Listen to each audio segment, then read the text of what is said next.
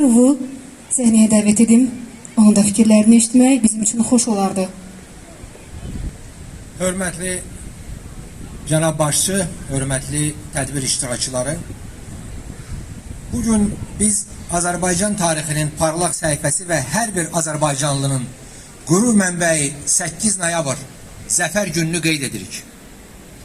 Dövlətçilik tarixinə əbədi olaraq qızıl hərflərlə yazılan bu tarix hər birimiz əbədi olaraq yaddaşımızda qalacaq. Azərbaycan Respublikasının prezidenti möhtərəm cənab İlham Əliyevin dediyi kimi bu şanlı tarix əbədi olaraq qalacaq və hər birimiz bu qələbə ilə fəxr edəcəyik. Əldə edilən böyük zəfər erməni millətçiləri tərəfindən əsrlər bəri Azərbaycan xalqına qarşı həyata keçirilən etnik təmizləmələr və soyqırımlar siyasətinə son qoydu və nəticədə ölkəmiz ərazi bütövlüyünü və suverenliyini tam bərpa etdi, konstitusiya hüquq nizamini bütün ərazimizdə təmin etdi.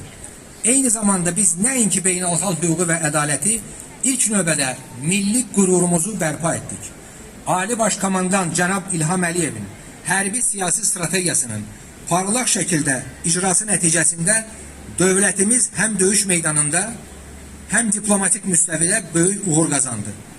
Azərbaycan xalqının qüdrətinin, onun sarsılmaz gücünün təntənəsinə çevrilən, dövlətimizin nüfuzu və gələcək inkişafı baxımından müstəsna əhəmiyyət kəsb edən bu möhtəşəm qələbənin əldə edilməsində bizim silahlı qüvvələrimizin şücaəti, qəhrəmanlığı, misilsiz xidmətləri var.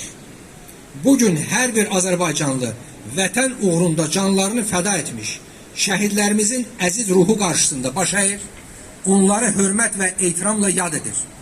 Mən həmçinin 1-ci və 2-ci Qarabağ müharibəsində lokal antiterror əməliyyatında iştirak edən qəhrəman qazilərimiz, müharibə veteranlarının tarixi qələbədəki rolunu bir daha qeyd etmək istərdim. Onlar döyüş meydanlarında tarix yazaraq bugünkü zəfəri təmin ediblər. Hörmətli tədbir iştirakçıları, bugün Azərbaycan xalqı öz lideri, müzəffər Ali Başkomandan cənab İlham Əliyevin ətrafında sıx birləşərək bütün dünyaya öz gücünü, qüdrətini, mübarizliyini nümayiş etdirir. Dövlət başçısının qeyd etdiyi kimi son 5 ilin tarixi zəfər tarixidir, şanlı tariximizdir. Bu zəfər Azərbaycan durduqca əbədi olaraq qalacaq. Bugünkü bayram rəşadət bayramıdır, ədalət bayramıdır, milli qürur, milli ləyaqət bayramıdır. Biz artıq müzəffər ölkə və qalib xalq kimi əbədi yaşayacağıq.